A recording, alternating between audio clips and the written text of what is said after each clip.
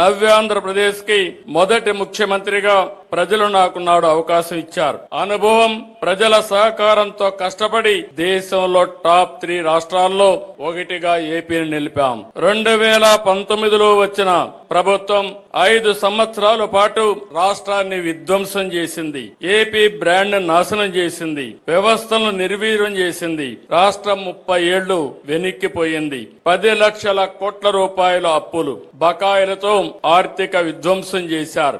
ఆ 5 ఏళ్లు ఎక్కడా అభివృద్ధి జరగలేదు. కనీసం రోడ్లపైన గుంతలు పూడ్చలేదు. తవ్విన కొద్దీ గత ప్రభుత్వం చేసిన అప్పులు, తప్పులు, ఆక్రమాలు, అవకతవకలు వెలుగు చూస్తున్నాయి. పోలవరం నిలిచిపోయింది. అమరావతి ఆగిపోయింది. పెట్టుబడులు తరలిపోయాయి. 2024 ఎన్నికల్లో ప్రజలు గెలవాలి, రాష్ట్రం నిలవాలి అనే ఎన్డీఏ నినాదాన్ని ప్రజలు నమ్మి చారిత్రాత్మకమైన తీర్పునిచ్చారు. నిశ్శబ్ద విప్లవాన్ని సృష్టించారు. 94% స్ట్రైక్ రేటుతో 57% ఓట్ షేర్ తో ఓటమిని దీవించారు. రాష్ట్రాన్ని పునర్నిర్మించాలనే ఏకైక లక్ష్యంతో పాలన ప్రారంభించాం. మేము అధికారం చేపట్టిన ఈ ఏడాది కాలంలో ప్రజల నమ్మకాన్ని నిలబెట్టేలా, భవిష్యత్తుకు బాటలు వేసేలా తొలి రోజు నుంచి పనిచేస్తున్నాం. తొలి సంతకం నుంచి సుపరిపాలనకు తొలి అడుగు వేశాం. సంక్షేమం, అభివృద్ధి, సుపరిపాలనతో సాగిన ఏడాది పాలన